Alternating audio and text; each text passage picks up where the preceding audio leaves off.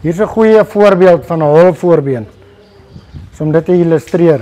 Julle sal sien die knie buig verkeerde kant toe. Hulle noem dit in Engels 'n calf knee. Maar Stefan sal nou die Engels vir julle hanteer. Maar dit is 'n goeie voorbeeld van 'n hol voorbeen. Wanneer in 'n mindere graad is, buig die knie net effens terug. En hoe erger die graad raak die bok mank. En dit is hoekom ons diskrimineer daarteen. What we've got here is a very good example of what we call a hollow front leg, and as you can see, it's bending the wrong way.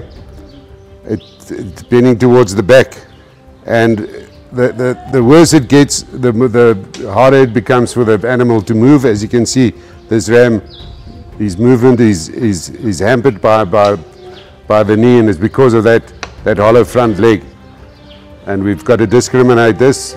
In my books, this will be a cull.